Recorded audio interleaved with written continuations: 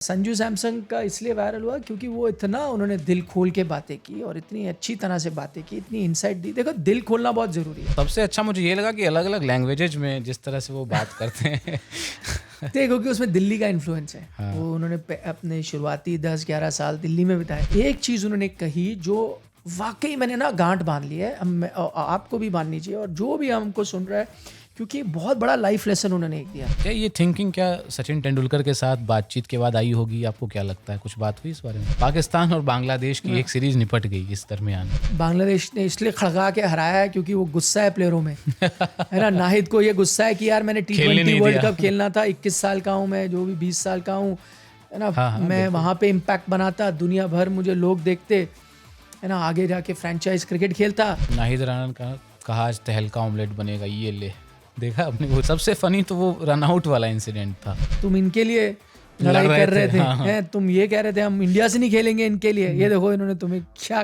किया। उन्होंने डिफेंड करी होगी, बिल्कुल बॉल वहीं गिर गई होगी, तो बॉर्डर आ रहे होंगे पिक करने के लिए, तो सचिन बॉल उठाने वाले थे और उनको देने वाले थे उठा के, और बॉर्डर ने बोला don't touch the ball, you have no business touching the ball. इन दोनों को क्रिकेट आपस में खेलना ही नहीं चाहिए। जिस तरीके से कुत्ते बिल्ली जैसी लड़ाइयाँ होती हैं, तो फिर किस किस के साथ नहीं खेलेंगे? मुझे माइकल वॉन याद आ रहे हैं। उनका मैं कहीं देख रहा था, कमेंट पढ़ ही रहा था कि साउथ अफ्रीका ने एक गलती कर दी, वेस्ट इंडीज से उनको हार जाना चाहिए था। आई एम सॉरी टू से, मैं किसी भी फॉर्मर प्लेयर की डिसरिस्पेक्ट नहीं करता, बट माइकल वॉन को मैं ना उनके एनालिसिस सुनता ना, बिकॉज वो ट्रोल है। माइकल वॉन ने ट्वीट करा था कि VVS लक्ष्मण आउट हो रहे हैं, उनकी एज लग रही, लेकिन वो पकड़े नहीं जा रहे क्योंकि वो वैसलीन लगा रहे हैं अपने पैक। 100 और PSL क्लैश हो रहा था, अबरार तक छोड़ देते PSL। अगर आपको उनका पैसा हर तरह से बंद करना है तो आपको, बल्कि पाकिस्तान को क्यों बॉयकॉट करने की कॉल करनी चाहिए, आपको बॉयकॉट करने की कॉल करनी चाहिए।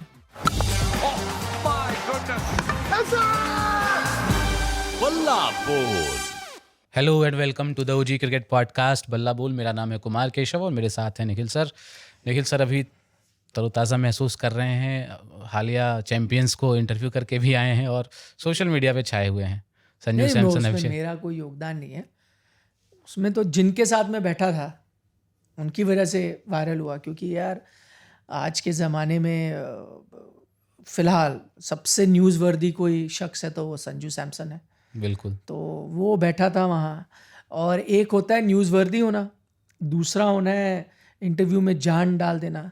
सवाल कैसे भी, मैंने ऐसे कई बार हुए हैं, बड़े अच्छी रिसर्च की, अच्छे अच्छे सवाल पूछे, बड़ा फ्लॉप इंटरव्यू निकला है। क्यों? क्योंकि जिसको आप इंटरव्यू करो उसका मन ही नहीं है। yes. या वो कुछ वैल्यू ऐड ही नहीं कर रहा।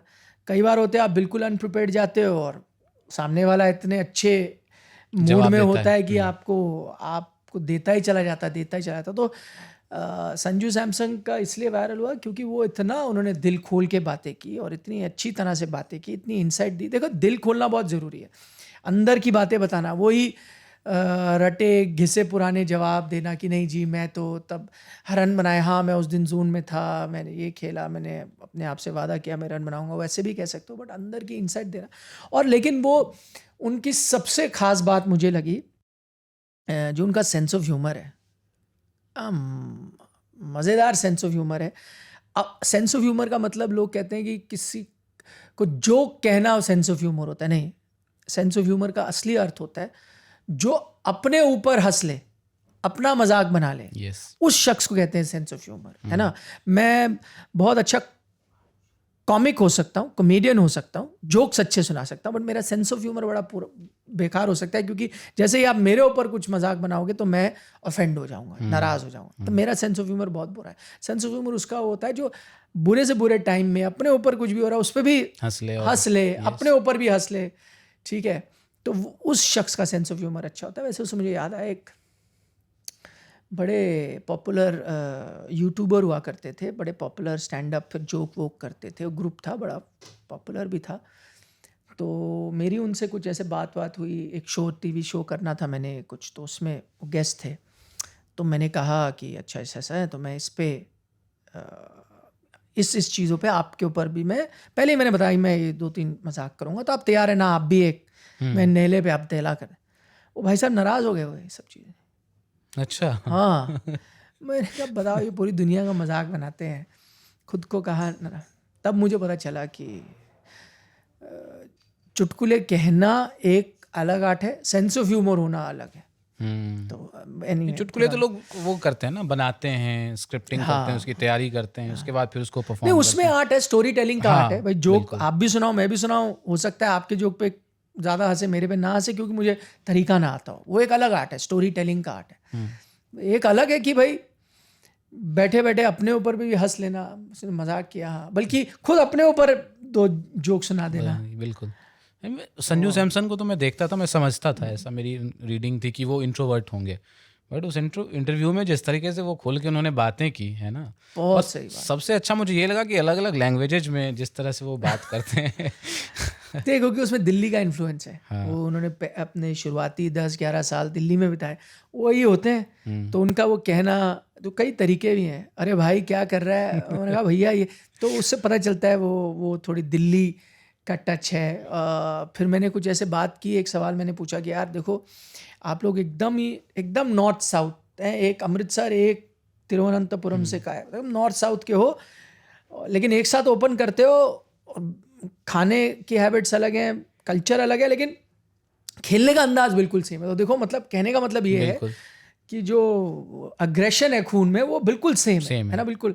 तो उसमें अभिषेक ने बड़ा सही बताया कि अरे नहीं ये पंजाबी ही है, ये मेरे से जब बैटिंग कर रहे होते पंजाबी में ही बात करते चक दे हाँ, वो कहते हैं उनको सारी पंजाबी आती है, दिल्ली की इन्फ्लुएंस है। इनफैक्ट अभी जो वो कल था ना बीसीसीआई नमन अवार्ड्स शो, उसमें वो वैभव सूर्यवंशी वाला किस्सा सुना रहे हैं, हर्षा भोगले को पूछते हैं कि जब पहली बार राजस्थान रॉयल्स की आप टीम से खेल रहे थे, आप कैप्टन थे, इनका डेब्यू होना था, तो पहली जो बातचीत हुई थी, द्रविड़ भी वहाँ ऑडियंस में बैठे, क्या हुई थी, तो वैभव सूर्यवंशी ने एक्सप्लेन करना शुरू किया। संजू इंटरप्ट करते हैं बीच में कि मुझे कहने दो ये कैसा हुआ। रूम में गए और पूरा प्रॉपर बिहारी टोन में बोल रहे हैं, अरे हम खेलेंगे सर। बहुत बढ़िया ऑब्जर्वर है ये संजू सैमसन। नहीं बहुत है उनमें स्किल है, वही मैंने कहा सेंस ऑफ ह्यूमर। जैसे मैंने उनको बोला यार देखो आप चाय की दुकान में बैठे थे, हैं वर्ल्ड कप जीतने के दूसरे दिन चाय की दुकान में चाय पी रहे हो, आपके कई लोग दोस्तों से एग्जॉटिक मालदीव वर्ल्ड छुट्टी मना रहे हैं, देखो कितने सिंपल हो। मैंने उनकी तारीफ में कहा, उसमें उनका सेंस, उन्होंने कहा नहीं पाजी सच बात तो ये है कि एग्जॉटिक हमने भी ट्राई किया था, वो मिला नहीं, कुछ सब बुक था तो मतलब ये उनका सेंस ऑफ ह्यूमर है ना उसी टाइम। लेकिन इन सब के बीच, हंसी मजाक के बीच, एक उन्होंने, मुझे याद आ गया एक चीज़ उन्होंने कही जो वाकई मैंने ना गांठ बांध ली है, आपको भी बांधनी चाहिए और जो भी हमको सुन रहा है, क्योंकि बहुत बड़ा लाइफ लेसन उन्होंने एक दिया। मैं ना इस चीज़ से इत्तेफाक भी रखता था, कुछ मेरे पर्सनल एक्सपीरियंसेस भी लाइफ में ऐसे रहे, बट जब उन्होंने जिस अंदाज में और उसको बयां किया ना, और थोड़ा क्लैरिटी मुझे उस थॉट पे मिली। बहुत ही अमेजिंग चीज़ उन्होंने कही है। मैं इसलिए कह रहा हूँ जो सुन रहा है ना, चाहे आप कॉर्पोरेट दुनिया में हो, जर्नलिस्ट हो, या है ना आर्म्ड फोर्सेस में हो, कहीं पे भी हो, खिलाड़ी हो, ये आपका लाइफ का मंत्र होना चाहिए। जो मैंने उनसे एक सवाल पूछा कि उन न्यू टीम में खेलने वाले थे 11 में, न्यूजीलैंड से सीरीज होती है, न्यूजीलैंड के खिलाफ 5 मैचेस में उनके 46 रन आते हैं और वो ड्रॉप हो जाते हैं वर्ल्ड कप से पहले, खत्म, मतलब वर्ल्ड कप। वो न्यूजीलैंड की सीरीज ने उनका वर्ल्ड कप का सपना तोड़ दिया, वो 5 मैचेस ने, नहीं तो उससे पहले तो आपके फर्स्ट चॉइस विकेट कीपर थे। फिर नसीब है उनको मौका मिल जाता है और खेलते खेलते आगे जाते हैं। फिर जो नसीब है उसने फाइनल किसके खिलाफ कराया, न्यूजीलैंड के खिलाफ, और वो क्या करते हैं, मैच विनिंग 89 रन मारते हैं। मैंने उनसे सवाल ये पूछा कि वो संजू सैमसन जो 1 महीना पहले उससे न्यूजीलैंड के खिलाफ, वही ऑपोजिशन के खिलाफ 5 मैचेस में 46 रन बनाता है, टीम से ड्रॉप हो जाता है, वही फाइनल में उसी ऑपोजिशन के खिलाफ मैच विनिंग नॉक खेलता है, फिर मैन ऑफ द सीरीज होता है। तो क्या उस संजू और इस संजू में 20 दिन में क्या बदल गया?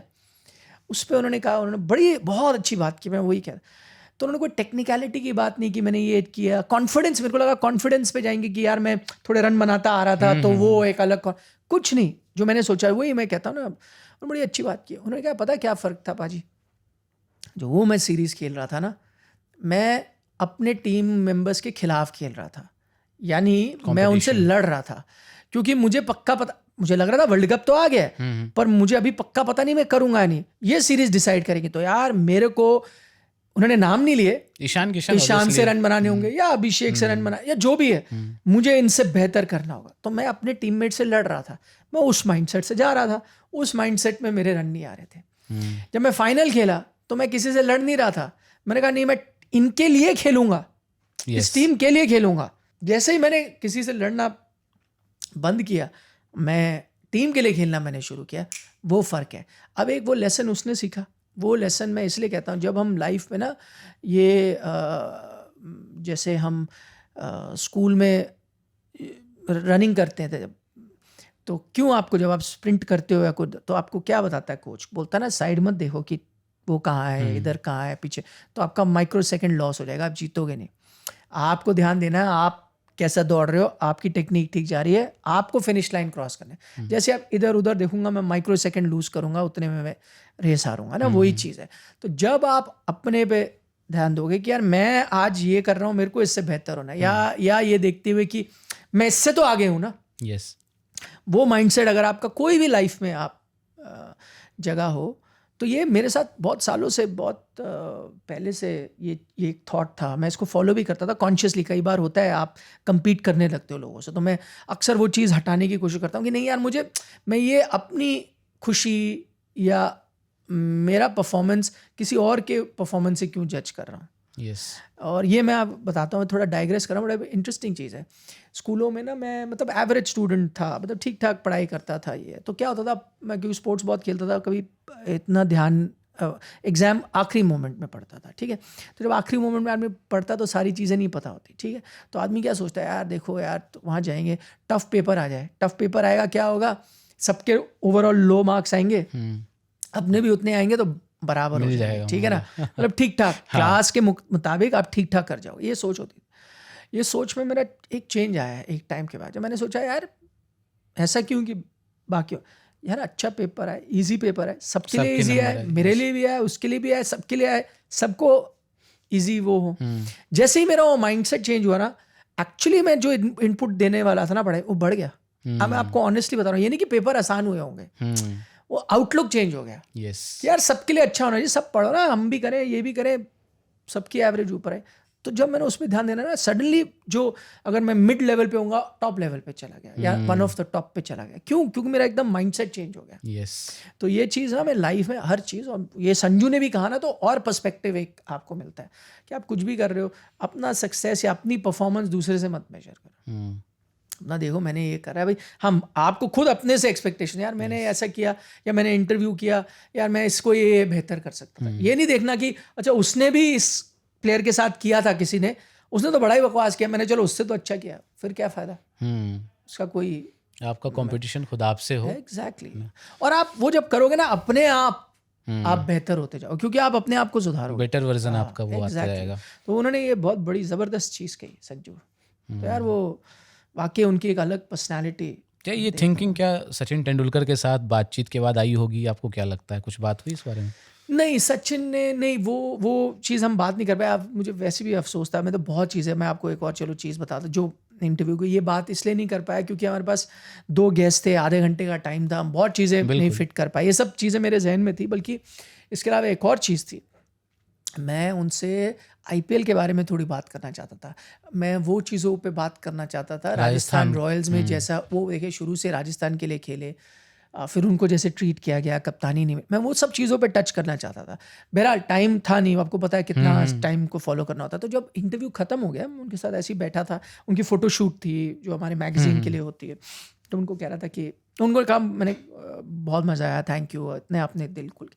तो मैं कहा मैं आपसे ना एक्चुअली ये पूछना ये मैं इन एरिया में, और थोड़ा चेन्नई के बारे में, अभी जो CS वो सब, तो उन्होंने कहा यार आप पूछना चाहिए था, मैं तो बिल्कुल तैयार था। तो मतलब वो मूड में थे उस दिन, उन्होंने कहा मैं बातें करता, पूरा बताता, तो वो उस मूड में थे, वो बताना चाहते थे, बट अगेन मेरे पास वो उतना टाइम नहीं था कि मैं उनसे वो बातें कर सकूं। तो वो चीज़ है। बट आई थिंक सचिन के साथ जितना मैं पढ़ रहा हूँ, वो आई थिंक ज़्यादातर बातें ये नहीं हुई थी, थोड़ा वो रिलैक्स करने की बातें हुई थी, थोड़ा वो क्या राइट टाइम, कब अटैक करना है, कब आपको टीम के साथ लेके जाना है। आई थिंक उन सब चीज़ों के बारे में ज़्यादा बात हुई थी, टेक्निकलिटीज पे ज़्यादा। हाँ, कि इनिंग को प्रोग्रेशन कैसे करना है। और मैंने वो भी एक और चीज़ है जो आप वो भी मैंने उनसे पूछा था, क्योंकि उन्होंने जो पहला नॉक खेला 97 वाला जो वेस्ट इंडीज़ के खिलाफ, जो मतलब उसके बाद तो 3 आए बड़े, मतलब वो और फिर 2 और, तो मैंने वो पूछा कि यार संजू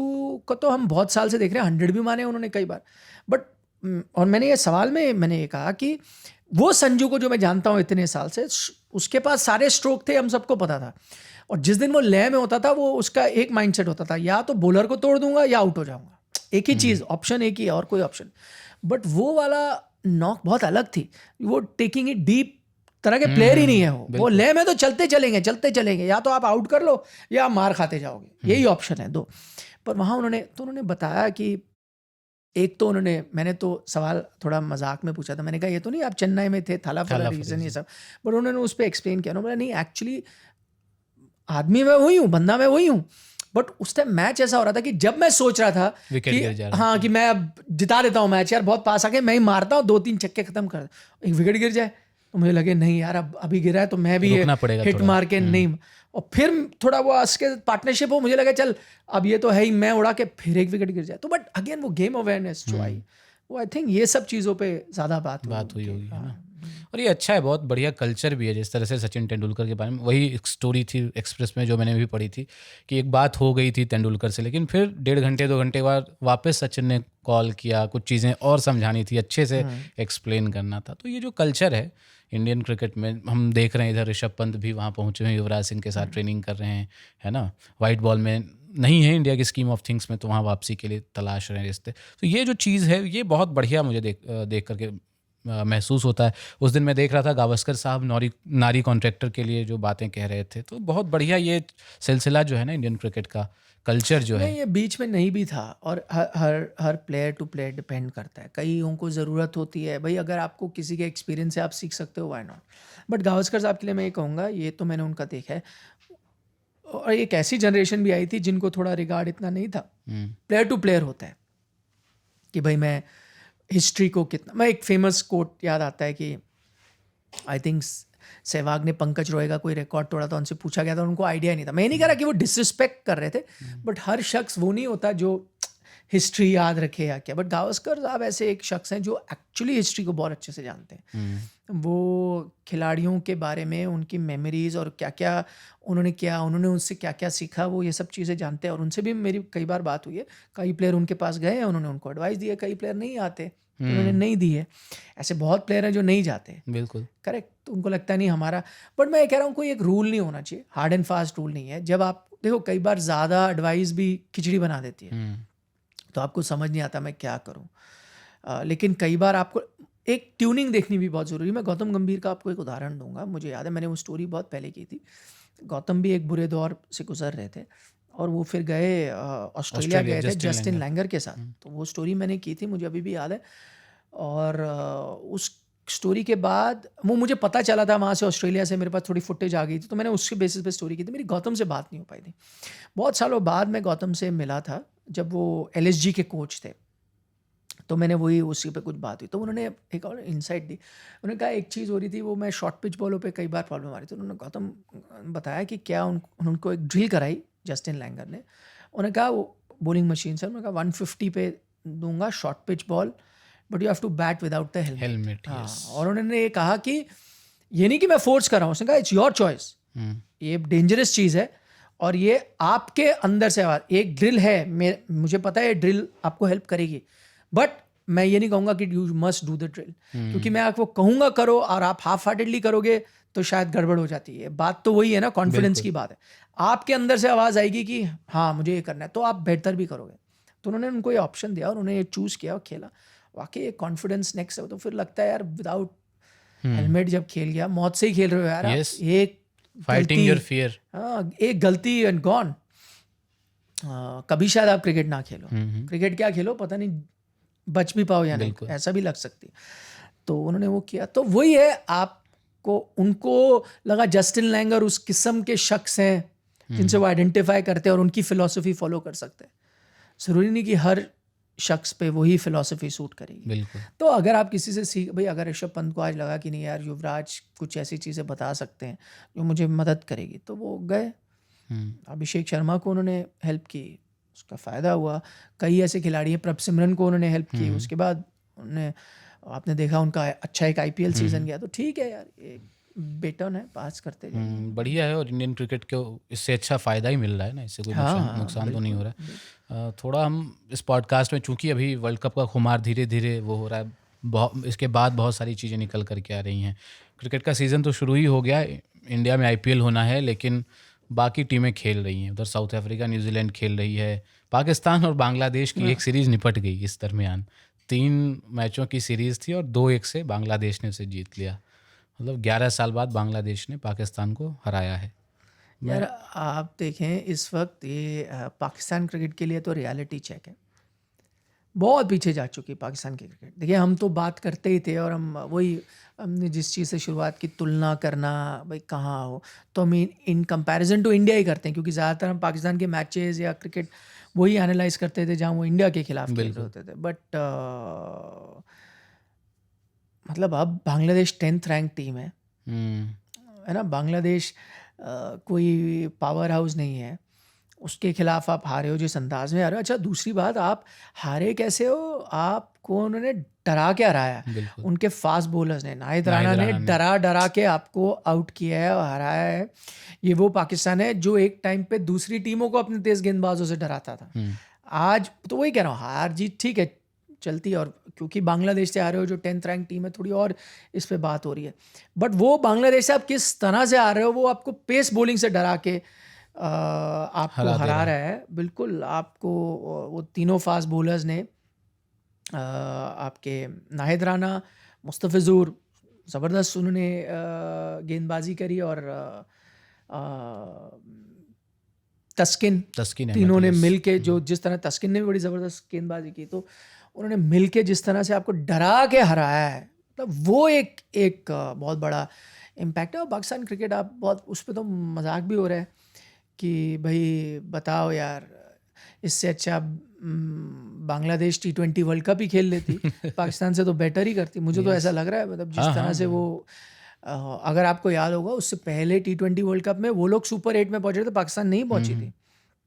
हो सकता है बांग्लादेश होती तो फिर, तो मतलब ये, मतलब इससे इत्तेफाक नहीं रखता, मजाक ये चल रहा है कि भाई इसलिए बांग्लादेश को चाबी लगाई पाकिस्तान ने ताकि हमारा ही चांस बन जाए सुपर 8 में, क्योंकि बांग्लादेश आती तो वो कर जाती। कई लोग कह रहे हैं कि बांग्लादेश ने इसलिए खड़का के हराया है क्योंकि वो गुस्सा है प्लेयरों में, है ना। नाहिद को ये गुस्सा है कि यार मैंने T20 वर्ल्ड कप खेलना था, 21 साल का हूँ मैं, जो भी 20 साल का हूँ, है ना। मैं वहाँ पे इम्पैक्ट बनाता, दुनिया भर मुझे लोग देखते, है ना, आगे जाके फ्रेंचाइज क्रिकेट खेलता, इतना अच्छा मौका मेरे से पाकिस्तान ने छीन लिया था, उसने गुस्से में बॉलिंग करके इनको आउट किया। तो मतलब ये अलग अलग मजाक चल रहे हैं, but fact of the matter है कि यार पाकिस्तान क्रिकेट बहुत पीछे जा चुकी है। नाहिद राणा का कहा आज तहलका ऑमलेट बनेगा, ये ले, देखा आपने वो रील? नहीं क्या एक रील है, अच्छा, उसमें कहते हैं आज तो तहलका ऑमलेट बनेगा, ये ले, और उसके बाद कुछ मतलब दिखाते हैं विजुअल ऑमलेट बनाते हुए। तो कहने का मतलब रोस्ट कर दिया बढ़िया से उनको। नहीं उन्होंने तो रील तो फिर भी फिक्शन है, हाँ वो तो रियलिटी है। रियलिटी में भी उन्होंने जरा कुछ बट कंट्रोवर्सीज जो हुए ना, मतलब कुछ बोली, बचकानी किस्म की चीज़ें वहाँ देखने को मिली। इवन मतलब जो मैच हुआ लास्ट मैच, उसमें भी आखिरी ओवर में वो वाइड वाला जो था उसको लेकर के भी तमाशा हुआ। सबसे फनी तो वो रनआउट वाला इंसिडेंट था। उसमें देखिए फनी तो है, और दोनों तरफ में काफ़ी उसमें वो ओपिनियन भी देख रहा हूँ लोगों की अलग अलग। बट मेरा मतलब उसमें मानना है कि मैं तो बांग्लादेशी खिलाड़ी, हालांकि उसका जो आप बात करो सबसे ज़्यादा चर्चा तो ये हुई कि ये लो भाई पाकिस्तान, तुम इनके लिए लड़ाई कर रहे थे, हैं तुम ये कह रहे थे हम इंडिया से नहीं खेलेंगे इनके लिए, ये देखो इन्होंने तुम्हें क्या किया। बहरहाल वो तो चलो हंसी मजाक हुआ, बट उस रनआउट में मेरा मानना है, मैं बांग्लादेश को दोषी नहीं ठहराऊंगा। क्योंकि सलमान अली आगा क्रीज के बाहर खड़े हैं, ठीक है, वो बॉल ऑलमोस्ट उठाने जा रहे थे, उनका इंटेंशन नहीं था रन लेने का, या ये सब लोग कह रहे हैं, और स्पिरिट ऑफ क्रिकेट और ये सब बात हो रही है। भाई पहली बात, एक डिबेट तो ये है कि स्पिरिट ऑफ क्रिकेट होता क्या है, नियम में खेलो। चलो मैं उस डिबेट पे पढ़ता भी नहीं, चलो मैं मान भी लेता हूँ स्पिरिट ऑफ क्रिकेट एक चीज़ है, गेम की है, आप उसको मान के भी चलो। लेकिन मैं मानता हूँ स्पिरिट ऑफ क्रिकेट में भी ये नहीं आता। क्यों नहीं आता? क्योंकि स्पिरिट ऑफ क्रिकेट तब देखी जाती है जब कोई शख्स एडवांटेज नहीं ले रहा और आप उसको आउट दे देते हो। फॉर एग्जाम्पल मैं आपको एक दो उदाहरण दे देता हूँ। इंजमाम का मुझे याद आता है, रैना ने थ्रो किया, उन्होंने रोका और आपने हैंडलिंग द बॉल पे अपील कर दी। वो इंजमाम कुछ नहीं, वो क्रीज के बाहर भी नहीं थे, वो क्रीज के अंदर खड़े हुए थे, ठीक है, और उन्होंने बॉल, क्योंकि उन पे बॉल उन्होंने रोक लिया, कोई इंटेंशन नहीं थी एडवांटेज लेने की, ठीक है, क्योंकि मैच चल रहा है ना, मैच में आधा सेकंड या आधा इंच और ये सब तो कोशिश की जा रही है, मैच एंड में तो 1 रन से ही जीते जाते हैं, तो हर चीज है ना, वो एक बाउंड्री पे आदमी प्लेयर क्यों डाइव लगाता है, क्योंकि वही 4 रन की जगह 3 हो जाएंगे, वो 1 रन मैटर करेगा, है कि नहीं, तो जान लगा देता है उसके लिए प्लेयर ना, तो वही चीज है, वो स्मॉल मार्जिन है उसमें। जैसे इंजमाम का कोई ये नहीं था कि मैच को मैं कोई एडवांटेज ले रहा हूँ, ठीक है, वो क्रीज के बहुत बाहर खड़े होते तो मैं समझ रहा हूँ। जॉनी बेस्टो जो एशेज में हुआ, वो against spirit of the game मुझे इसलिए लगा क्योंकि बॉल चली गई, ग्लव में आ गई, ओवर, उसको लगा ओवर हो गया, वो एडवांटेज नहीं ले रहा, वो ओवर खत्म होने के बाद जा रहा है अपने बैटर से बात करने के लिए। और टेक्निकली उसमें ये देखा गया कि भाई जब तक कि अंपायर ओवर नहीं कॉल करता, ball is not done. Technically अगर विकेट कीपर ने फेंक के आउट कर दिया तो आउट है। उसमें मैंने जॉनी बेस्टो का साथ इसलिए था क्योंकि मुझे कोई एडवांटेज नहीं ले रहे थे, या तो रन के लिए दौड़ रहे होते और उसमें मारा होता, मैं बिल्कुल सहमत होता। वो ओवर, बॉल गई विकेट कीपर के हाथ में, उन्होंने देखा, चले गए, ठीक है, वो आपने आउट किया। वो फिर भी मैं स्पिरिट ऑफ द गेम के बारे में बात करता हूँ। यहाँ मैं स्पिरिट ऑफ द गेम की क्यों नहीं मान रहा, क्योंकि सलमान अली आगा जब बॉल डिलीवर हुई है उसके बाद वो आगे खड़े हैं, क्रीज के बाहर खड़े हैं, वो क्या कर रहे हैं, वो अनफेयर एडवांटेज ले रहे हैं। 2-3 कदम, एंड में रन आउट जो होता है वो 1 इंच से होता है ना, ये लाइन है 1 इंच से भी आउट देखा जाता है, तो आपने तो 2 कदम का एडवांटेज लिया हुआ है। क्यों लिया अभी एडवांटेज? आप रन लेने जा रहे थे, आप रन लेने जा रहे हो, आप एडवांटेज ले रहे हो, गेम इन प्ले। मेरे पास अगर बॉल आएगी तो मैं मारूंगा ना उसको। आपको क्रीज में होना चाहिए at any given point of time, you are a runner. एक आधा सेंटीमीटर का मार्जिन से हम क्रीज में पहुंचते बाहर है। तो अगर नॉन स्ट्राइकर एडवांटेज ले रहा है ताकि मैं 2 कदम ले लूं कि मुझे दौड़ना पड़े और मैं क्रीज में पहुंचूं, गेम इज इन प्ले। और बॉल डेड नहीं हुई थी अभी। हाँ एग्जैक्टली, मैं वही स्पिरिट ऑफ क्रिकेट ये होती। अगर जैसे भाई अर्शदीप ने मारा बॉल और जाके मिचेल को लगी, वो क्यों? क्योंकि वो क्रीज में खड़े हुए थे और आपने उनको मार दिया, है ना। वो दौड़ रहे होते, आगे आ रहे होते, रन ले रहे होते, एडवांटेज ले रहे, तब सही है, आपने फेंका, ठीक है भाई, गेम है, आप अपनी क्रीज में रहो। इसलिए मैं अश्विन का देखो, और उसमें भी एक डिबेट आ जाता है मनकट वाले में, या नॉन स्ट्राइकर रन आउट जो भी बोलो, नियम के तहत है, बट उसमें भी मैं फिर भी स्पिरिट ऑफ द गेम मान रहा हूँ। हालांकि मुझे लगता है कि अगर आप आगे जा रहे हो और नियम के मुताबिक आउट है तो आउट है, आप क्यों जा रहे हो। बट उसमें स्पिरिट ऑफ द गेम ये है कि आप कई बार डिसीव कर रहे हो प्लेयर को। भाई मैं बॉल डाल रहा हूँ, आपको डिसीव कर रहा हूँ, फिर मैंने चालाकी से आउट कर दिया, फिर भी मैं स्पिरिट ऑफ द गेम मांग रहा हूँ। उसमें फिर भी है debate spirit of the game का, क्योंकि मैं एक चालाकी कर रहा हूँ, एक तरह से आप कह दो, उसको फंसा रहा हूँ और फंसा के मैंने आउट कर दिया, ठीक है। इसमें तो वो तो कुछ है ही नहीं ना। आप 2 कदम आगे खड़े हो, यानी आप रन के लिए जा रहे थे, मेरे पास बॉल आ गई, ठीक है, उस वक्त आप उठाने की कोशिश कर रहे हो, आप नहीं दौड़ो, वो अलग बात है, बट आप खड़े ही क्यों थे बाहर? और अगर बॉल आ रही थी, आप पहले अंदर क्रीज में आओ, और मुझे बॉल मिली, मैं तो आउट करूंगा। तो वो आई डोंट थिंक इसमें स्पिरिट ऑफ द गेम भी आता है। It is a regular play, it is ongoing, और एक बैटर का कोई हक नहीं बनता, he has no business to be walking outside the crease. आपने एक पुराना सचिन तेंदुलकर का इंटरव्यू है, बड़ा इंटरेस्टिंग है। उन्होंने अपने एक शुरुआती लेसन के बारे में बात की कि जैसे वो, क्योंकि हैंडलिंग द बॉल और ये सब चीज़ें होती हैं, तो उन्होंने कहा एक बार ऐसी बॉल आई, ऑस्ट्रेलिया से खेल रहे थे, 92 का टूर है, फर्स्ट उनका ऑस्ट्रेलिया टूर था, एलन बॉर्डर कप्तान थे, मुझे वो टूर बड़े अच्छे से याद है। तो बॉल आई, उन्होंने डिफेंड करी होगी, बिल्कुल बॉल वहीं गिर गई होगी, तो बॉर्डर आ रहे होंगे पिक करने के लिए, तो सचिन बॉल उठाने वाले थे और उनको देने वाले थे उठा के, और बॉर्डर ने बोला don't touch the ball, you have no business touching the ball, ball is in play, हाथ मत लगा। तो बोला मैं तो कर्टसी के लिए जा रहा था, तो उसने डांट लगाई मुझे, मैं छोटा सा बच्चा, मैंने छोड़ दिया, बट बोला मेरे को लेसन था। उसके बाद मैंने यहाँ करा, यहाँ खड़ी तुम आओ पिक करो, मैं नहीं कुछ कर रहा। मैंने सीखा ना उस बात से। तो वही चीज़ है भाई, एक मार्जिन के लिए आप लड़ रहे हो, एक रन के लिए लड़ रहे हो। लोग जान लगा देते हैं एक सेव करने के लिए, 1 रन सेव करने के लिए, जिससे उनका शोल्डर इंजरी हो सकती है, 6 महीने बाहर हो जाते हैं। और फिर आप कह रहे हो आप 2 कदम आगे खड़े थे, क्यों? वही कंपनी बाग में आप टहलने आए हो।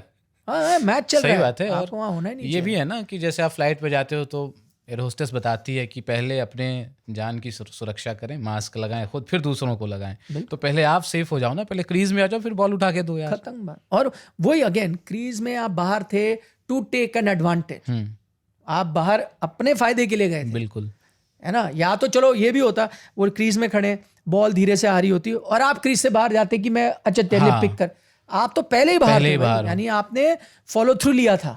फॉलो थ्रू क्या है? एक तरह से चीटिंग है, बिल्कुल चालाकी कर रहे हो आप भी, कि यार उसने बॉल फेंक दिया, मैं फटाक से 2 कदम आगे रहता हूँ, एक रन चुरा लो, चुराए, वही है ना फॉलो थ्रू का मतलब। तो गेम है भाई, बॉलर क्यों नहीं फायदा उठाएगा। बिल्कुल। लोग कह रहे हैं ना सोशल मीडिया पे कि इन दोनों को क्रिकेट आपस में खेलना ही नहीं चाहिए, जिस तरीके से कुत्ते बिल्ली जैसी लड़ाइयाँ होती हैं। तो फिर किस किस के साथ नहीं खेलेंगे? बांग्लादेश के साथ नहीं खेलेंगे, अफगानिस्तान के साथ नहीं खेलेंगे, इंडिया के साथ नहीं खेलेंगे, पाकिस्तान किसके साथ खेलेगा फिर? पता नहीं, ये भी एक बड़ा है ना। हाँ, बिल्कुल। अफगानिस्तान के साथ लड़ाइयाँ होती हैं, हाँ, आप कह रहे हो बांग्लादेश के साथ होती है, इंडिया के साथ तो खेल ही नहीं रहे थे, मना कर रहे थे खेलने के लिए। यस। तो फिर अब बचेगा कौन? बासित अली कह रहे थे कि भाई जिसको भी बायलेटरल जीतना हो, पाकिस्तान को अपने यहाँ बुला लो, हरा लो आराम से। सही कह रहे हैं, सही कह रहे हैं। मैं इसीलिए कहता हूँ, और ये एक लेसन है पाकिस्तानी एनालिस्ट के लिए भी। वो कई आ जाते हैं, इंडिया का मजाक बनाते हैं, ये सब करते हैं, बड़ी बड़ी बातें करते हैं, बट फैक्ट है, अगर वो अपने क्रिकेट पे फोकस करे, अपने सिस्टम को देखे, वो कहाँ जा रहे हैं भाई। इंडिया से आप तुलना ना करें, इंडिया बहुत आगे। तो पर उनका क्या होता है, जब टीम की बैंड बजानी होती है बैंड बजाएंगे, जब सपोर्ट देना है तो बैंड बजाएंगे, सब के सब गालियां देंगे। इंडिया के साथ मैच होगा तो फिर बढ़ चढ़ के अपनी टीम को कौन चढ़ाता है? आप ही चढ़ाते हो ऊपर। आपको भाई, मैं कह रहा हूँ, हम भी एनालिसिस करते हैं इंडिया पाकिस्तान मैच का, और मैं अक्सर कहता हूँ, और ये नहीं कि मैं क्योंकि इंडियन हूँ तो मैं इंडिया की तारीफ करता हूँ, मैं हमेशा वो एनालिसिस में कहता हूँ यार मैच नहीं है, फैक्ट ऑफ द मैटर है, पाकिस्तान यहाँ है, इंडिया बहुत ऊपर जा चुका है, मैच नहीं है। तो जीतने के लिए बहुत एक्सेप्शनल डे कुछ पाकिस्तान को आउट ऑफ द ब्लू करना पड़ेगा, वरना आप हराने। बट वहाँ क्या करते हैं, यही है जो आप, मैं किसी का व्यक्ति विशेष की बात नहीं कर रहा, कोई एक एनालिस्ट की बात कर रहा, वो मैच से पहले बढ़ाते रहते हैं, अरे ये कर देंगे हमारा, ये आके उस्मान तारिक ये कर डालेगा, अरे शाहिनशाह अफरीदी स्विंग करेगा, और जी साहिबजादा फरहान, और भाई ये आप चढ़ाते रहते हो, अपने लोगों को उल्लू बनाते हो। चने के झाड़ उनमें भी, हाँ उनमें भी जोश आ जाता है, आ रहा है, फिर आप मुंह की खाते हो। वही चीज़ है। तो आप, उनके एनालिस्ट की भी गलती है जो इतना ऊपर करते हैं, फिर जब हारते हैं सबसे ज्यादा वही उनको नीचे गिराते हैं कि यार जो ये बातें कि भाई किसी को भी हराना है, वो करते। तो आप एनालिस्ट का भी फर्ज बनता है, आप उन एरियाज में देखो जहाँ से क्रिकेट का बेहतर हो सके। फिर अगेन इंटरेस्टिंग है, वापस वही चीज़ पे आ जाता हूँ, आप अपनी तुलना कर रहे हो दूसरे के मुकाबले, आप अपने को बेहतर करो ना। अब जब हम इंडियन क्रिकेट की बात करते हैं, इस पॉडकास्ट पे बात करते हैं, इंडिया जीत जाता है, हार जाता है, हम ये थोड़ी कहते हैं अरे नहीं यार तो क्या हो गया, अगर ये नहीं है हमारे ओपनर इनसे तो बेहतर है। वही उनसे बेहतर करके क्या है, आप बेस्ट है, आपको बेस्ट बनना है। आपकी प्रॉब्लम क्या है, हमारी टीम T20 की बेस्ट है, लेकिन हम बात करते हैं ना टेस्ट में ये प्रॉब्लम है, क्या प्रॉब्लम है, ये वो प्रॉब्लम्स क्यों हाईलाइट की जाती है? मीडिया का काम है वो प्रॉब्लम्स हाईलाइट की जाए ताकि उस पर काम हो सके, ताकि उस पर इम्प्रूवमेंट हो सके। तो आपकी टीम जो T20 में भी अच्छी है, वो टेस्ट में भी हो जाए, कुछ हद तक वनडे में भी हो जाए, उसी चीज़ों पे। ये थोड़ी होगा कि आप टेस्ट सीरीज़ आप करेंगे और टर्निंग ट्रैक बनाएंगे और हम शुरू हो जाएंगे अरे हमने तो पीट देना है इनको, आप हारे हो 2 सीरीज, तो हमारा काम होगा ना उससे पहले कि यार आप मत बनाओ टर्निंग ट्रैक, आप बनाओगे फंस जाओगे गड्ढों में, आप खुद हार जाओगे। बट वहाँ ऐसा नहीं होगा। हम क्रिटिसाइज करते भी हैं, जैसे जिस तरह की स्ट्रैटेजी रही कोच की, अगर कुछ तो हमने क्रिटिसाइज किया, अच्छी उन्होंने वर्ल्ड कप जिता दिया तो हमने तारीफ भी करी। तो हमारा वो परफॉर्मेंस बेस्ड होता है ना। एंड क्रिटिसिज्म ज़रूरी है। मैं अब जैसे कई फैन क्लब्स भी होते हैं, तो कई बार अगर आपने किसी एक प्लेयर की तारीफ की या कोच की आलोचना की या किसी और प्लेयर की आलोचना की, दूसरे की तारीफ की, वो उसमें लड़ाई करते रहते हैं। भाई मैं कह रहा हूँ आप लार्जर चीज़ क्यों नहीं देखते? क्रिटिसिज्म ज़रूरी है टू हैव इम्प्रूवमेंट। अगर आप सब फैन बॉय बन जाएंगे, आप और मैं भी फैन बॉय हो जाएंगे कि हमारे जैसे वो फुटबॉल में मेसी और वो रोनाल्डो के होते हैं, वो लड़ते ही रहते हैं, तो यानी मेसी कुछ गलत कर ही नहीं सकता मेसी के फैन, और रोनाल्डो हर चीज़ गलत करता है, रोनाल्डो के फैन कहते हैं रोनाल्डो कुछ गलत करे, तो वो तो फैन बॉयज है ना। जो फुटबॉल एनालिस्ट होगा वो तो बताएगा ना कि इस चीज़ में भाई रोनाल्डो अच्छा है, इस चीज़ में मेसी अच्छा है, मेसी ने ये वर्ल्ड कप जीता तो रोनाल्डो को ये करने की ज़रूरत। टू ऐसे। तो कोई एक भला बुरा जो कहा जाता है वो अभी हमने किया ना वो साउथ अफ्रीका के खिलाफ जब हारे तो अक्षर पटेल को ड्रॉप करने पे हमने कितना क्रिटिसाइज किया। तो बहुत अच्छी बात है, टीम ने खुद माना, बिल्कुल, सूर्य कुमार यादव ने माना वो बड़ी मिस्टेक थी, वेरी गुड, वही तो Yes. चीज़ है। Course correction. गौतम गंभीर का आज में कहीं उन्होंने कुछ कहा है, मैं पढ़ रहा था, उन्होंने कहा कि यार मैं I am also human, I can make mistakes. बहुत अच्छी बात है, यही तो मैं चाहता हूँ भाई, आप आके ये चीज़ें कहोगे कि I am a human. Problem तब आती है कि कई बार आप गलतियां करते हो, आप फिर प्रेस कॉन्फ्रेंस में आके कहते हो तो क्या हो गया, है ना भाई, हम तो ऐसे ही गए, हम ऐसे ही खेलेंगे, आप हमारे आउटसाइड नॉइज नहीं सुन, डोमेन में ना आए, आउटसाइड, हाँ ये सब, ये आप गलतियां हुई तो मानो और ठीक करो, बस गलतियां इतना ही मानो। है। और अगर आपको नहीं लगती वो गलती, हमें लग रही गलती, तो हमें समझा लो आप। एग्जैक्टली आप एक्सप्लेन करो लॉजिक क्या है कि यार इस पे मैं बिलीव करता हूँ, ठीक है, आपको ये नजरिया नहीं, मैं इस पे बिलीव करता हूँ, मुझे थोड़ा टाइम दो, ठीक है, वो भी फेयर है यार, बिल्कुल, कोच है, उसका काम है, बिल्कुल अपना एक विजन, एक थॉट होता है। आपने वो एनालिस्ट की बात की, मुझे माइकल वॉन याद आ रहे हैं। उनका मैं कहीं देख रहा था, कमेंट पढ़ ही रहा था कि साउथ अफ्रीका ने एक गलती कर दी, वेस्ट इंडीज़ से उनको हार जाना चाहिए था, सो दैट इंडिया नहीं पहुंच पाता। मतलब बहुत लंबे दूर की कौड़ी चल रहे थे। तो आप जो सबसे खतरनाक टीम है उसको पहले ही आउट कर दो तो आपके पास मौका होता है जीतने का। अब इस तरह की तो एनालिसिस हो रही है। नहीं, ये माइकल वॉन से तो मैं एक्सपेक्ट करता हूँ, बिल्कुल। मैं आई एम सॉरी टू से, मैं किसी भी फॉर्मर प्लेयर की डिसरिस्पेक्ट नहीं करता, बट माइकल वॉन को मैं ना उनके एनालिसिस सुनता ना, बिकॉज वो ट्रोल है, वो एक्चुअली ट्रोल है। क्यों मैं कहता हूँ ट्रोल, क्रिटिसिज्म भी बुरी बात नहीं, बहुत लोग क्रिटिसाइज कर, बट वो करते हैं जानबूझ के to gain attention, to gain traction on social media. Yes, 110,000%। इत्तेफाक की बात है, मैं आपको वीडियो भेजूंगा, किसी ने वो अब निकालते हैं, किसी ने मेरे को ट्विटर पे टैग किया, एक बहुत पुराना मेरा वीडियो था, 2011 की बात है, मैं भूल भी गया था। तो वो पैकेज मैंने बनाया, मैं इंग्लैंड में था, वो टेस्ट सीरीज कवर कर रहा था, तो मैंने एक स्टोरी करी थी, तो मेरी वो स्टोरी का वीडियो उन्होंने निकाला होगा कहाँ से, मैं कहीं और काम करता था, तो वो वीडियो प्लस मेरा एक थोड़ा सा डिस्कशन है, माइकल होल्डिंग मेरे गेस्ट हैं, मैं उनसे बात, वो निकाला। तो अब किसी ने डाला, तो मैं तो इसलिए देख रहा था, कोई पुरानी याद है यार, वो मेरी रिपोर्ट, मेरी वॉइस ओवर चल रहा है ये, तो मैं तो उसमें मजाक किया कि यार देखो ये उस टाइम का है जब सर में अच्छे खासे बाल होते थे, वैसे मैंने, बट फिर मैंने वो रिपोर्ट भी, तो वो क्या थी, अब देखें वो चीज़ें याद आती। माइकल वॉन ने ट्वीट करा था कि वीवीएस लक्ष्मण आउट हो रहे हैं, उनकी एज लग रही है लेकिन वो पकड़े नहीं जा रहे क्योंकि वो वैसलीन लगा रहे हैं अपने बैट में, ये उन्होंने ट्वीट किया था, जिसका खेल एक उसमें रिएक्शन है, क्योंकि अब मैं वो पैकेज देखा वापस,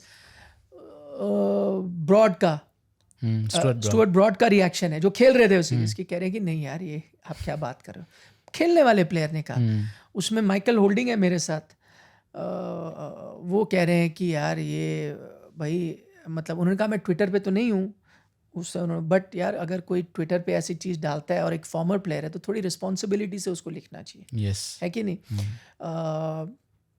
उसमें रवि शास्त्री ने बोला, उसी में एक उनका भी रिएक्शन है हमारी स्टोरी में, क्योंकि सारे रिएक्शन आप रवि शास्त्री कह रहे हैं कि यार ये मतलब ये तो मैंने तो इतने साल क्रिकेट खेली, मुझे पता भी नहीं था ऐसे होता है, ये माइकल वॉन करता होगा, शायद तभी इसको पता है, ये भी एक तरीका है। यस बोला हम तो आज तक पता नहीं है कि ऐसे लगाओ कि अगर आप एज लगाओगे तो, तब स्निको शुरू ही हुआ था, तो स्निको नहीं पकड़ता। बोला यार ये तो इसके नेक्स्ट, तो वो उस किस्म के इंसान है, उनकी मैं आपको क्या बात करूं, उसमें वो बाय द वे मुझे पता है वो पॉडकास्ट का है, no offence to anybody, but मैं कई बार उनके पॉडकास्ट के डिस्कशन देता हूँ, कई बार मुझे हंसी भी आती है।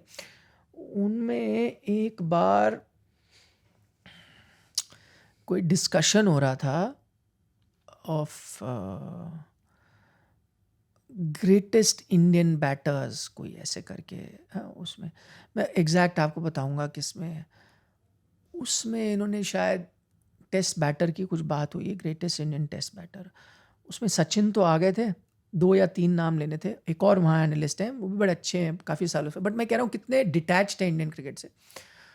उसमें वो नाम दे रहे हैं कि अजहर होने चाहिए, वीवीएस लक्ष्मण होने चाहिए, ऐसे से कुछ नाम ले रहे हैं, और मैं देख रहा हूँ शायद गावस्कर का नाम लिया था या नहीं लिया था वो भी नहीं मुझे पता, बट मैंने कहा उसमें किसी भी एक शख्स ने, इतने बैठे हैं, राहुल द्रविड़ का जिक्र नहीं किया। मतलब मेरा कहने का मतलब, मैं अगर आंख बंद भी कर दूं तो भी आपके 3 ग्रेटेस्ट टेस्ट बैटर्स अगर हो गए, गावस्कर, सचिन, द्रविड़, मतलब आंख बंद कर, ठीक है ना, they pick themselves। हाँ, मतलब टॉप 10 में अगर मैं जाऊं तो VVS लक्ष्मण, मोहम्मद अजरुद्दीन और ऐसे और भी, हाँ, और कई ऐसे नाम याद आएंगे, गुंडप्पा विश्वनाथ, उनमें से आधों के नाम ही नहीं लिए, उन्होंने डिसाइड भी कर ली लिस्ट और बता दिया ये है। मैंने कहा बताओ यार, राहुल द्रविड़ को उन्होंने, किसी ने नाम भी नहीं लिया उसका, 5-6 नाम 7 नाम डिस्कस हुए होंगे, उसमें द्रविड़ का नाम ही नहीं था। बताइए। मैंने कहा यार ये क्रिकेट प्लेयर्स हैं, ये एनालिस्ट हैं, या क्या होता है। ओके, वो आप इंग्लैंड करते हो तो आपको इंग्लैंड का ज़्यादा आइडिया है, शायद आप इंडियन। तो मेरा कहने का मतलब ये है कि माइकल वॉन ये सब चीज़ें इसलिए करते हैं, उनको ट्रैक्शन मिले, और ये सब कहना कि वो इससे हार जाते, इसको देखो, पहली बात तो ये आपको ये भी दिखाता, मैं तो इसको कॉम्प्लीमेंट के तौर पर ये भी दिखाता है कि बुरे हाल में है वो। बुरे हाल मतलब जो एक टाइम पे इतने एरोगेंट होते थे कि कहते थे इंडिया तो कुछ है ही नहीं, इंडिया को ये, ऑस्ट्रेलिया के साथ भी इंडिया का मैच होता था, माइकल वॉन प्रेडिक्ट करता बुरी तरह इंडिया हार जाएगी, ये पूरे टाइम ये।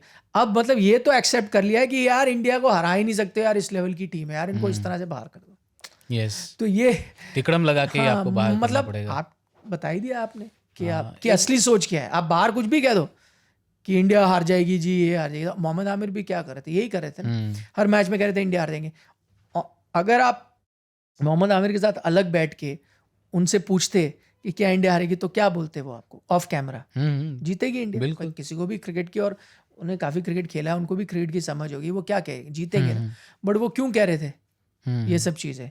कि क्योंकि उनको लोगों के सामने ये चीज़ कहनी थी। तो वही चीज़ है, अटेंशन, और हमारे लोग उनको सीरियसली लेते हैं। तो आपको पता होना चाहिए, बाय नाउ आपको पता होना चाहिए कि कौन शख्स जेन्युइन ओपिनियन, मैं ये नहीं कह रहा कोई ओपिनियन दे नहीं सकता इंडिया हार, बहुत लोग हैं देते भी हैं, कई बार देते हैं, कई बार नहीं देते, बट आप उनको एक्सेप्ट करते हो ना, आपको फिर भी लगता है उनकी ओपिनियन। जैसे नासिर हुसैन है और आथरटन है, उनकी मुझे पता है अभी हाल ही में आलोचना हुई है क्योंकि उन्होंने कहा कि इंडिया अनफेयर पावर दिखा रहा है ये वो, बट क्रिकेटिंग ओपिनियन में कई बार वो तारीफ भी करते हैं, कई बार आलोचना भी करते हैं। तो मैं एटलीस्ट ट्रस्ट करता हूँ क्रिकेटिंग ओपिनियन उनकी ऑन परफॉर्मेंस। कई बार वो कहते हैं नहीं यार ये इंडियन टीम बेटर है, ये इंडियन टीम बुरी है, तो आप मानते हो। बट माइकल वॉन को तो मैं अब इसलिए ध्यान नहीं देता कि मुझे पता है ना कि वो क्रिकेट के ओपिनियन नहीं दे रहे, वो जो उनका मन कर रहा है वो बोल दे रहे हैं, ट्रैक्शन कर रहे हैं यार। वसीम जाफर के साथ उनकी ट्रोलिंग भी तो चलती है ना, चलती रहती ट्विटर पे। एग्जैक्टली। मैं अभी कोई समझदार आदमी उनके साथ, मैं अगर आप और मैं चर्चा करते हैं तो वो लॉजिक पे करते हैं ना। कई बार हो सकता है हम एग्री करें, कई बार डिसएग्री, जब तक मुझे लगे कि हाँ अब लॉजिक पे बात करें।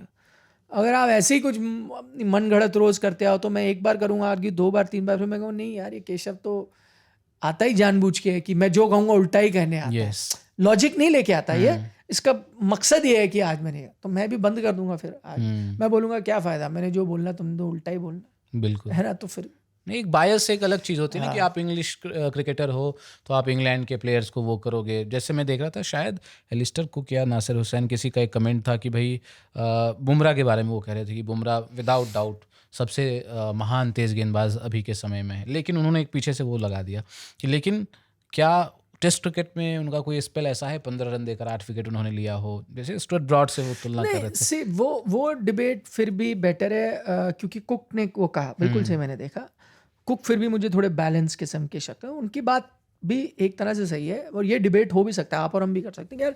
वाइट बॉल क्रिकेट में आई थिंक क्योंकि किसी ने हमसे एक सवाल भी पूछा था ये कुछ दिन पहले स्पोर्ट्स टुडे पे जब हम चर्चा कर रहे थे कि भाई अकरम या बुमराह आपको एक पिक करना होता, तो मैंने एक्चुअली अकरम पिक इसीलिए बेसिस पे किया था। मैं कहा था देखो T20 तो था नहीं, तो मैं अकरम को जज नहीं कर सकता। वनडे क्रिकेट में अगर आप देखो, ठीक है बुमराह बहुत अमेजिंग फिगर्स है, मैच विनर है, बट वसीम अकरम भी कोई कम नहीं थे 500 से ज़्यादा, ठीक है। तो वहाँ आप मानो चलो बराबर भी आप मान लो, ठीक है। लेकिन टेस्ट क्रिकेट में जो इम्पैक्ट वसीम का रहा है इतने साल का, आई एम नॉट सेइंग कि बुमराह वहाँ पहुँचे थे, बट आई थिंक उसको टाइम लगेगा। वील हैव टू जज him at the end of the career, right. तो इस वक्त अगर आप मेरे से पूछोगे as a better overall bowler कौन है, तो वसीम अकरम है, क्योंकि टेस्ट क्रिकेट भी उनके पक्ष में जाता है ना। ऐसा बाय द वे ऐसा नहीं है कि बुमराह ने खड़काया नहीं है टेस्ट मैचेस में यार, वो Australia series Bumrah versus Australia था, डरा देते थे वो सबको, है कि नहीं। लेकिन अभी भी मतलब वसीम अकरम एक टाइम पे जो था एज अ ओवरऑल बॉलर, उसने कमाई ना वो चीज़, तो वो हर फॉर्मेट पे उस तरह की डोमिनेंस शायद मतलब मुश्किल। वहाँ पे अभी ले जाना आई थिंक हो सकता है एंड ऑफ हिज करियर में भी ये वैलिड डिबेट हो। यार हम बैठ के फिर हम सारे आंकड़े निकालेंगे भाई करियर में, फिर हम ये भी निकालें किसने कितनी सीरीज जिताई, कितने man of the match performance, वो अच्छा डिबेट है। बट राइट नाउ मैं अगर ऐसे देखूं तो वाइट बॉल में जो बुमराह का इम्पैक्ट है स्पेशली T20 में अनबिलीवेबल। T20 का तो ग्रेटेस्ट बॉलर है विदाउट डाउट, मैं आंख बंद करके कहता हूँ ऐसा कोई बॉलर ना आया है, पता नहीं शायद ना कभी आएगा। मैंने बुमराह के ऊपर कवर स्टोरी लिखी है, आप प्लीज़ उसको पढ़िए। इंडिया टुडे मैगजीन में तो आई जो है हमारे अभी। दर्शक हैं वो भी पढ़े, हिंदी में भी है, आपको पता है इंडिया टुडे। और वो मैंने डीप डाइव की है कि बुमराह अच्छे बॉलर है, सबको पता है, बट वो अच्छे बॉलर क्यों है, क्यों उनको बैट्समैन नहीं पढ़ पाते, उस पर मैंने थोड़ा एनालिसिस किया है कि उनका एक्शन और उनका माइंडसेट कितना अलग है और वो कैसे अलग अलग चीज़ों का फ़ायदा उठाते हैं, छोटे छोटे फैक्टर्स का, जो उनको एक पैकेज बनाते हैं जो अनबिलीवेबल। बैलिस्टिक बुमराह। हाँ बिल्कुल, तो वो स्टोरी आप पढ़िएगा, ठीक है। बिल्कुल, तो पढ़िएगा भाई। तो वो मैंने प्लग कर दिया, सॉरी, लेकिन नहीं अच्छा है, पढ़ना चाहिए, क्रिकेट के प्रेमी नहीं, वो पढ़ते ही हैं। क्योंकि वो उनके लिए जो बारीकी से क्रिकेट को देखना चाहते हैं बहुत, मतलब क्योंकि हम अक्सर बात करते हैं बुमराह में ऐसा क्या है यार, कोई एक चीज़ कहता है, कोई दो चीज़, तो मैंने थोड़ा एक पूरा लार्जर वो निकालने की कोशिश की कि कितनी चीज़ें वो करते हैं और एक गेंद में इतनी इतनी चीज़ें हैं कि यार उनको बल्लेबाजों को दोष नहीं दे रहा, वो है ही बड़ी मुश्किल चीज़। तो एनीवे, तो ये मेरा कहने का मतलब ये था कि मैं उनके बहुत बड़ा फ़ैन हूँ यार, वो चीज़ें कर रहे हैं, लेकिन क्या वो ग्रेटेस्ट बॉलर की डिबेट में अभी हैं, शायद उसमें टेस्ट क्रिकेट का उनका पूरा करियर देखा जाएगा। इसलिए मैं फिर भी सहमत हूँ जो वो कह रहे थे कि यार टेस्ट में हाँ बड़े अच्छे मैचेस खेलें, क्या इम्पैक्ट है। आपको याद है इंग्लैंड में जोक हो रहा था, जो मैच वो नहीं खेल रहे थे आप जीत रहे थे। आई एम सेइंग ये it's not a reflection of Bumrah, इसका मतलब ये थोड़ी कि बुमराह नहीं खेल रहे हो तो कोइंसिडेंस है। yes. जब वो खेले उन्होंने परफॉर्म भी किया, बट आई एम सेइंग वैसा अगर बुमराह टेस्ट मैच मिस भी कर रहे थे, आप टेस्ट मैचेस जीत रहे थे, T20 में आप वो नहीं कह सकते। बुमराह को आप बाहर कर लो, आपकी टीम का बैंड बच जाएगा। वैसे ही पाकिस्तान में अगर वसीम अकरम एक मैच से बाहर हो जाएंगे तो जो भी इतनी अगर उनकी बैटरी है वो इतनी हो जाएगी ना सडनली एक प्लेयर के बाहर होने से, तो वो इम्पैक्ट उनका टेस्ट में भी था, वाइट बॉल क्रिकेट में भी था। इसीलिए बिल्कुल इसमें कोई शक या संशय बिल्कुल नहीं है। एक आखिरी मैं उस पर चाहता था थोड़ा सा आपका रिएक्शन। मज़रवानी जो हैं, ब्लेसिंग मज़रवानी, वो आ गए हैं PSL छोड़ करके। एक तो KKR के साथ पता नहीं क्या है, कुछ भी होता है तो विवाद हो ही जाता है ना। वैसे विवाद इस बार सनराइजर्स को लेकर के भी हुआ है थोड़ा, वहाँ उन्होंने द 100 में अबरार अहमद को साइन किया है ना, ऑक्शन में ख़रीद लिया है, तो उस पर भी लोग बाइकआउट वगैरह करने की बात कर रहे हैं। तो एक तो ये है, दूसरा PSL को छोड़ करके वो यहाँ रहे। और ये पहली बार नहीं हुआ, पहले भी खिलाड़ी ऐसा PSL को दगा दे करके आ जाते थे। PSL उनके खिलाफ एक्शन वैक्शन भी लेने की सोच रहा है, PCB जो भी हो उनको बैन कर सकता है 2 सीज़न के लिए। लेकिन ये तो है ना, अच्छी बात है कि यहाँ IPL को लोग वरीयता देते हैं, प्राथमिकता देते हैं। उसमें तो कोई शॉकिंग चीज़ भी नहीं है, इसमें क्या हैरानी की बात है। कोई भी शख्स है यार, ये अगर आप उतना पैसा दोगे, आप अबरार की बात कर रहे हो, उनको कुछ कितने मिल रहे हैं, कुछ 2-3 करोड़ इंडियन रुपीस, 3 करोड़ के आसपास, हाँ इंडियन रुपीस, जो उनके 8-9 करोड़ हो गए पाकिस्तानी करेंसी वो यार कितने सीजन, मतलब खेल अगर करके भी नहीं कमा मैं मजाक नहीं कर रहा आपसे, आप कह रहे हो कि PSL को छोड़ रहे हैं, मुजरबानी है वो। अगर अबरार और 100 और PSL क्लैश हो रहा था, अबरार तक छोड़ देते PSL अपने लीग, और वो नहीं खेल रहे होते। जाहिर सी बात है, वो कितने सीजन ऑफ PSL लग जाएंगे उनको उतना कमाने में, बताना आप मुझे। सही बात है। उनको 3 साल का 100 का कॉन्ट्रैक्ट मिल जाए, वो PSL छोड़ दे अगर क्लैश हो रहा, तो जब पाकिस्तानी प्लेयर छोड़ सकता है यार, and of the day economics की बात है, वहाँ पे कैसे आप रुकोगे? आपको 4 गुना 5 गुना लाइमलाइट फोकस वहाँ मिल रहा है, तो वो छोड़ के जा रहे हैं। इट इज़ वेरी सिंपल, उसमें मुझे बिल्कुल हैरानी नहीं हुई। जहाँ तक अबरार की जो सिलेक्शन की बात है, उसमें मतलब उसमें मैं थोड़ा सा स्प्लिट इन द सेंस कि देखें, मैं सनराइजर्स के नज़रिए से देख रहा हूँ, तो मुझे समझ आ रहा है उन्होंने क्यों लिया, ठीक है। एक तो भाई उन्होंने एक्सप्लेन किया, क्रिकेटिंग रीज़न था भाई, वो जा रहे थे आई थिंक किस स्पिनर के लिए मैं भूल गया, कोई एक स्पिनर के लिए उनको जाना था, राशिद थे या कोई था, उन्होंने एक्सप्लेन किया था उनकी टीम ने तो वो नहीं मिल पाया उनको, तो उन्होंने नहीं, आप एक विश लिस्ट बना के आते हो कि भाई हमें एक लेगी चाहिए तो ये जाएंगे, तो सेकंड वो थे तो उन्होंने उसको बिट किया। तो I don't blame, cricketing logic तो था ही। और दूसरा देखिए मार्केटिंग लॉजिक भी है। लीड्स की ये टीम है, मैं लीड्स गया हूँ, वहाँ पे करीब 3 लाख पाकिस्तानी मूल के लोग रहते हैं। तो यार आप लोकल कनेक्ट भी टीम ये सब सोचती है। ये आईपीएल में भी होता है, आपको याद होगा गेल को पंजाब ने एक बार खरीद लिया था, वो फॉर्म में नहीं चला, उन्होंने ले लिया, उन्होंने कहा यार इसको तो हमने जो भी 1.5 करोड़ बेस प्राइस पे ले लिया। बोले ले लिया, ये तो इतना तो पैसा वसूल इसके ब्रांड वैल्यू से ही हो जाएगी हमारे साथ टीम से जुड़ा के रखा हुआ था, है ना। तो वो तो उनके लिए भी बनता है भाई, एक लोकल कनेक्ट। अगर आपको टीम बनानी है, आपने एक पाकिस्तानी प्लेयर ले लिया, तो टिकट्स बिकेंगे, लोग आएंगे, जनरल इंटरेस्ट होगा, स्पॉन्सरशिप मिल जाएगी, है ना जो। तो वो भी एक लॉजिक है, उस लिहाज से मैं देख रहा हूँ, ठीक है। जो मुझे थोड़ा हैरान कर देने वाली बात लगी वो ये कि यार अबरार ने जिस तरह का, वो आपको याद है उन्होंने वो ऑपरेशन सिंदूर के टाइम जो ट्वीट वगैरह किया था, चाय की फोटो, ये सब, तो जब उनका थोड़ा सा एंटी इंडियन स्टांस रहा है, तो आप उसको छोड़ के कोई और या टारगेट कर लेते। ठीक है उस्मान तारिक थे, बट हालांकि वो फिर सेम टाइप के स्पिनर नहीं है। मुझे नहीं लगता, आई थिंक उस्मान तारिक होते तो शायद इतना बवाल नहीं होता। आई थिंक लोग इसलिए भी थोड़ा गुस्से में है कि ये वही अबरार हैं जो मजे ले रहे थे, है ना, जो उस तरह का ट्रोलिंग कर रहे थे। एक चीज वो लेकर भी है, उस्मान तारिक बड़े न्यूट्रल से रहे हैं, उन्होंने कुछ ऐसा वैसा नहीं किया, नहीं की। उसको आप लेते तो शायद उतना, मुझे लगता है इतना हेट्रेड आपको देखने को नहीं मिलती। दूसरी बात है, मैं गावस्कर साहब का उन्होंने कॉलम लिखा, उन्होंने कहा कि यार मैं इसलिए नहीं चाहता पाकिस्तानी प्लेयर आए ताकि उनके जो आप पैसा देते हो उनकी इकोनॉमी में हो जाता है और उससे वो टेरर को फंड करते हैं, जो कि एक सच्चाई है। बट उसमें फिर मुझे लगता है, देखिए ये भी सोच ठीक है, बट फिर आपको ये ना बहुत छोटी सी चीज़ को आप देख रहे हो। अगर आपको ये चीज़ बंद करनी है तो आपको बहुत बड़े पैमाने पे चीज़ें करनी होंगी। फॉर एग्जांपल, आप इंडिया पाकिस्तान मैच हो रहा था, वो उससे कितने पैसे जाते हैं इकोनॉमी, यहाँ इसको 3-4 लाख करोड़ मिल रहे हैं, वो भी इंडिविजुअल कैपेसिटी में। ठीक है, ओके, वो आप ओवरऑल इकोनॉमी को देख रहे हो, बट इंडिविजुअल कैपेसिटी में वहां से तो कितने $1 मिलियन जा रहे हैं पाकिस्तान को थ्रू आईसीसी, वो भी तो आप ही फंड कर रहे हो। 80% पैसा जो आईसीसी में आता है इंडियन पैसा है, उसमें से 6% पाकिस्तान को जा रहा है। ठीक है, तो अगर आपको उनका पैसा हर तरह से बंद करना है तो आपको बल्कि पाकिस्तान को क्यों बॉयकॉट करने की कॉल करनी चाहिए, आपको बॉयकॉट करने की कॉल करनी चाहिए। आप नहीं खेलोगे, अभी तो आप हाइब्रिड कर रहे हो, वो इसलिए कर रहे हो क्योंकि आप कह रहे हो सेफ नहीं है ट्रैवल करना पाकिस्तान में, इसलिए हो रहा है ना हाइब्रिड। तो पैसे भी आपको रोक लेंगे नहीं, आप बोलो हमने खेलना ही नहीं है। आप जो 6% ऑफ आईसीसी रेवेन्यू आ रहा है, जिसका 80% इंडिया कंट्रीब्यूट, आप उसको बंद करो, मैचेस बंद करो, उस मैचेस की कमेंट्री बंद करो, उसकी हर चीज बंद करो। अगर आप उस तो वहां पे ठीक है कि सब ने जोर लगा दिया, आईसीसी ने, बीसीसीआई ने, आईसीसी ने तो बड़ा जोर लगाया ना, बिल्कुल कि मैच हो जाए, हाँ मैच हो जाए, आपने उस तरह की बातें की। तो फिर यार आपकी अगर ये सोच है पैसे का, तो आप फिर असली मुद्दे को पकड़ो।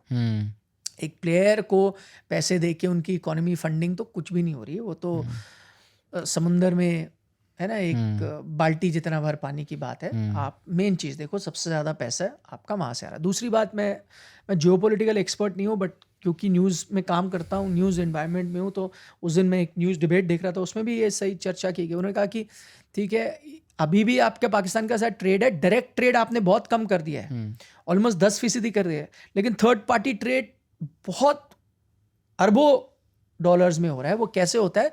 थर्ड पार्टी कंपनीज जो जिनके ऑफिसेज होंगे यूएई में, या इंडियन कंपनीज हैं जिनकी companies are registered in third party countries.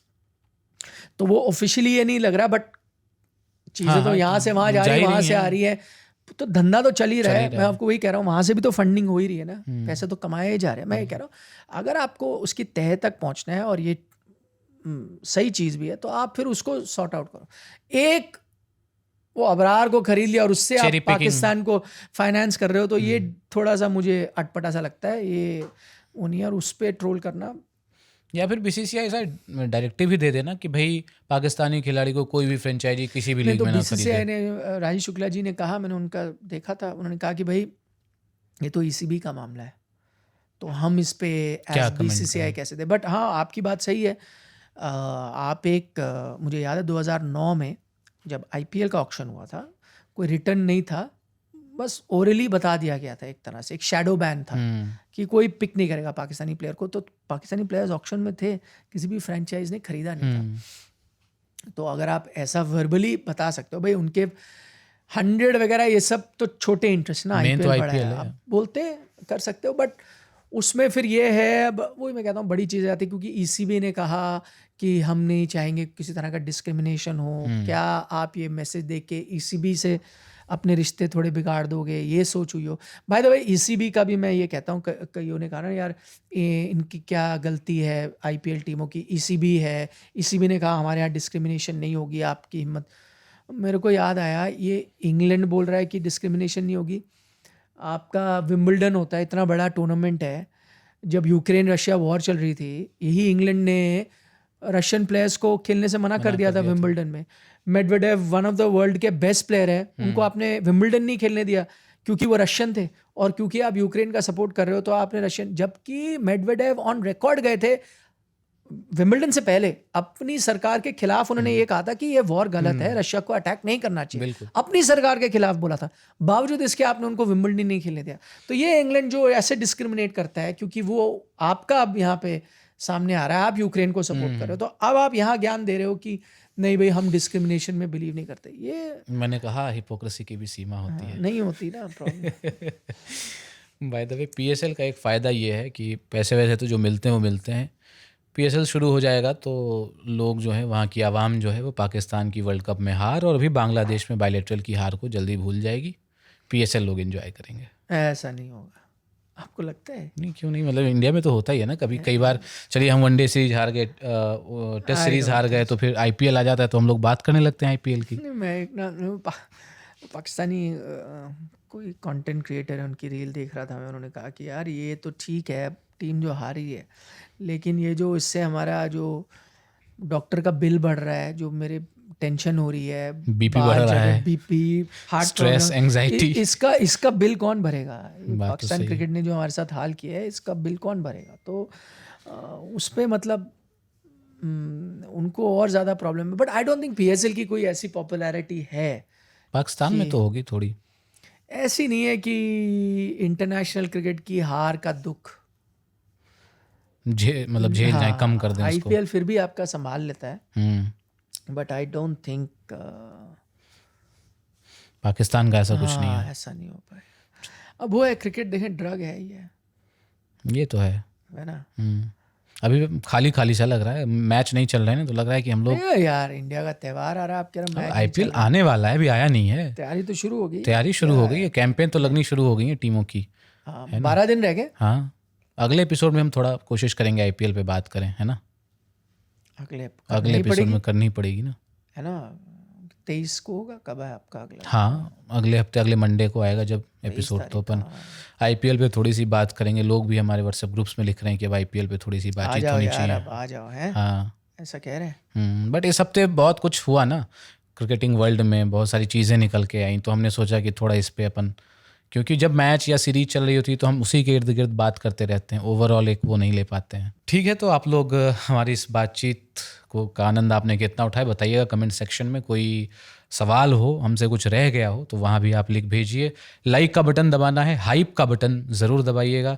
Channel को अगर सब्सक्राइब नहीं किया है तो प्लीज़ सब्सक्राइब भी ज़रूर करिए। बाकी अपना बहुत ख्याल रखिए, देखते रहिए, सुनते रहिए बल्ला बोल। नमस्कार।